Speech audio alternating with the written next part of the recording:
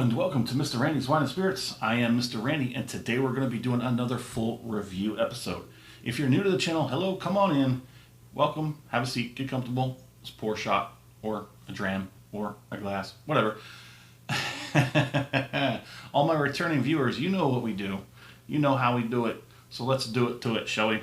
So today's full review is going to be of the Glen Moray.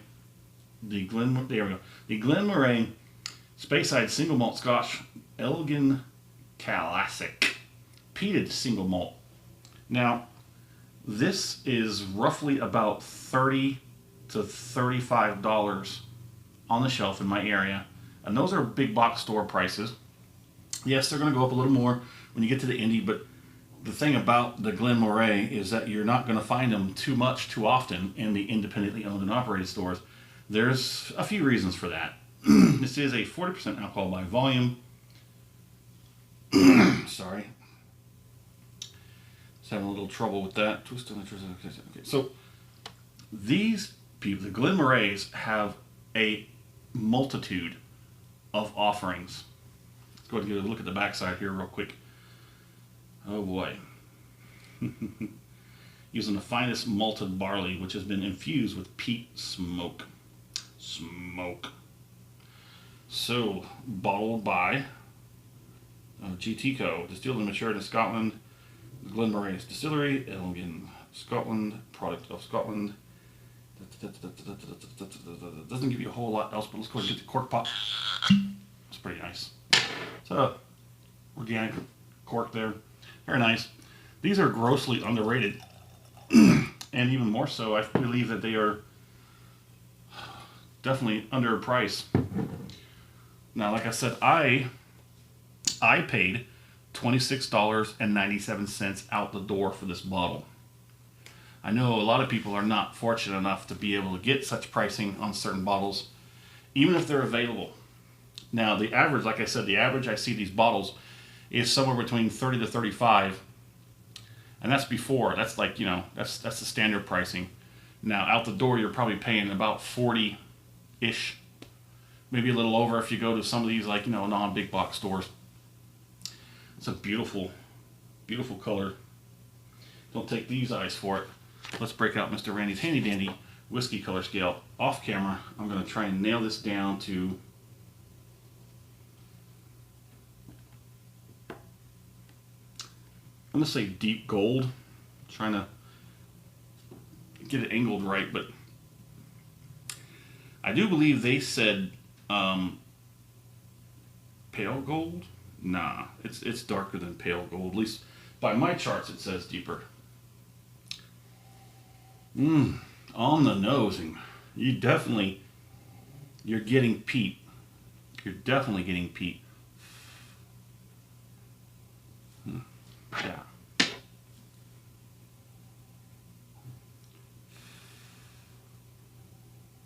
40% alcohol by volume. It definitely smells like it's more than 40%. Now, most good peated Scotch will most likely at least give you 43%. Some will give you more than 46. Some of those will give you like 48. And those, I think there's one that was a 46, 47 that I definitely did not think it was really that high. But man, it smells medicinal. It smells smoky. It smells peaty. It smells like marinated Band-Aids and like some, what's that, iodine. No, that's all great stuff right there. So let's go ahead and get this first acclimation pour out of the way.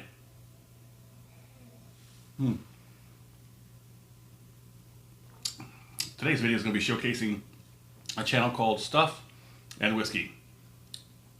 It's a dynamic duo couple.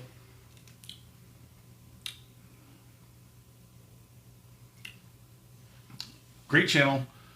They got some great content. It's always worth the watch.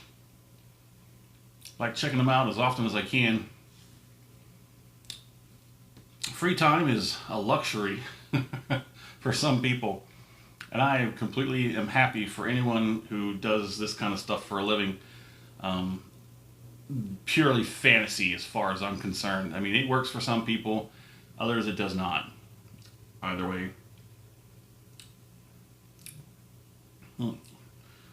Let's see here. Let's go ahead and get this second one on there and we'll talk about it.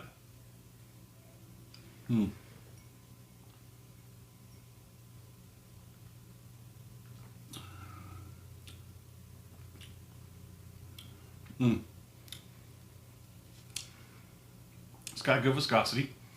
Transfers decently to the mouth. So, for the Elgin Classic Peated Single Malt, they claim they're using American X bourbon cask, which is 7-ish years. It doesn't really give you the split. So, we don't know how long this original spirit matures and then peated. So, hold on. This isn't finished. I'm thinking of the other one they have. The other one they have is finished. It's just like this. I think it costs like $5 more. I almost got that one, but I'm like, let's start with the basic and then we'll go to the finish. So this is not the finish. So they do use American X bourbon casks. So you will get some bourbon influence. They say it's at least 7 years. So this was not completely age stated from Glen Moray, but Good Source tells me that it's at least 7 years. I don't know. Putting out a peated single malt that's matured for 7 years in American bourbon barrels for about $30. I don't know. Maybe that's not so true. We know it's at least 3 years because it's Scotch. I'm thinking it's probably 4 years, but they don't like to nitpick at certain numbers. Between certain numbers, they won't do it. If it's a 10-year, they're putting that 10 on the bottle. You know what I'm saying? If they put a 12, they're putting 12 on the bottle. Anything over 10, they're putting on the bottle.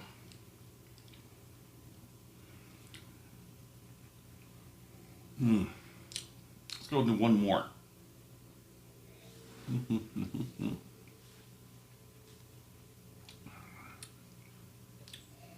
On the palate, we're getting malted toffee. It's got a weird sort of, not quite in the caramel section, but it's got a sort of a tilted sort of off-kiltered toffee, which ain't bad. And then you got some butterscotch. Some say shortbread. I guess I could see it, but I can't pull it out completely, so I'm just going to discard it as not my character notes being detected here. So I'm definitely getting malted toffee, butterscotch. Peatiness is so good. If you like the video, go ahead and hit that thumbs up button. If you haven't subscribed to the channel, go ahead and do that while you're there. That way you can bypass the algorithm and get my videos as soon as they're released. Let's go ahead and get this finish on.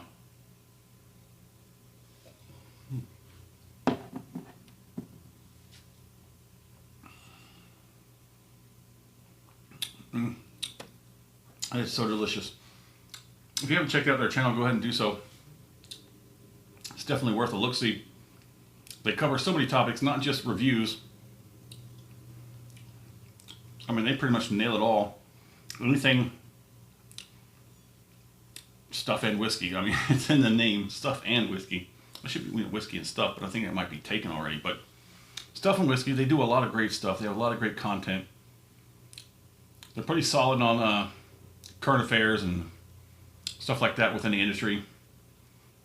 I would say they're pretty much a reliable source, but always trust but verify. The finish on this, I'm getting a lot of it's resting in the cheeks and jowls. There's just probably a 1, like a solid 1 for the heat on the back end. The tongue has sort of tapped out and it's just under that character of being like a wet cardboard. I think the tongue got a little bit too much action today. It was good off the rip, off the first palating. Just cheeks and jowls right now, I think is basically it. Still getting some of that peated and smoke influence, and a little bit of oakiness still kind of lingering around in there. I don't think they quite know where the exit is. So let's put a score on it, shall we? I'd have to average this out and say, we're going to say it's at least a $30 to $35 bottle. Let's judge it as a $30 to $35 bottle. It's a Glen Moray, grossly underrated, and as far as I'm concerned, underpriced. It's a steal. So for $30 to $35, yes, it's only 40%. There's quite a few years on this. There's definitely more than 3, but I probably would say more than 4. You got some good nosing, pretty standard for a peated, smoky, Scotch. It does have a little bit of something that sets it apart, so it's not completely in line with something else you've had. Palate's nice. It's got about 3 good characters that I can pull out of that make it, like I said, that other nosing signature that sets it apart just very slightly. My score is going to be a weak 4 out of 5. I think that price point that I got this for is probably, influencing that just to bump it up. Part of me wanted to say a strong 3 out of 5, but I think it's worth a 4. I really do. It's pretty good.